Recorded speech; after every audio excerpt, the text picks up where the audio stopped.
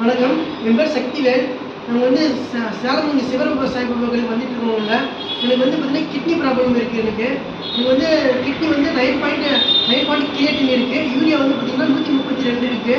அதில் வந்து நான் டாக்டர்கிட்ட போய் செக்அப் பண்ணதில் வந்து பார்த்தீங்கன்னா அது வந்து டயாலிசிஸ் சொல்கிறாங்க, ஆப்ரேஷன் சொன்னாங்க. நிறைய விஷயம் இந்த மாதிரி சொல்லிட்டு இருந்தாங்க. அவங்களாம் கிட்னி டிரான்ஸ்பிளான்ட் தான் பண்ணணும், 9 போயிடுச்சு அப்படின்னு சொல்லிட்டு இருந்தாங்க. நான் வந்து இங்கே சாய்பாபா கோயிலுக்கு வந்துட்டு இருந்தேன்.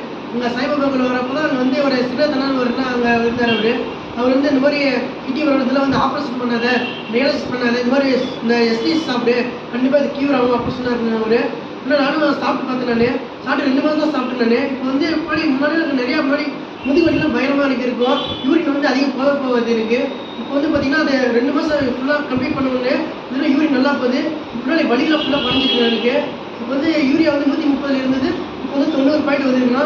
கிரியேட்டின் வந்து 9 பாயிண்ட் இருந்தது, இப்போ வந்து 7.40 வந்துருக்குண்ணா.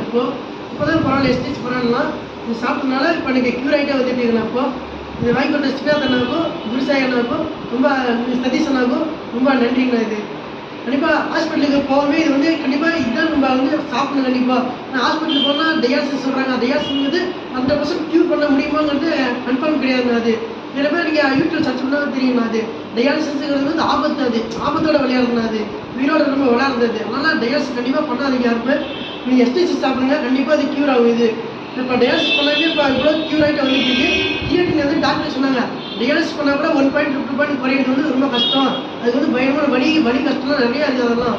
அதெல்லாம் எதுவும் பண்ணாமல் மாத்திரை மருந்து இது எஸ்டிசி சாப்பிட்டாவே கண்டிப்பாக க்யூர் ஆகும். அதெல்லாம் வலி எல்லாம் குறைஞ்சி யூரியாட்டிலாம் கண்டிப்பாக குறைஞ்சி ஹெல்த்து கண்டிப்பாக நம்ம திரும்பவும் நம்ம வாழ்க்கை கண்டிப்பாக மாறும். கண்டிப்பாக எஸ்டிசி சாப்பிடுங்க, நல்லாயிருக்கும். Super life.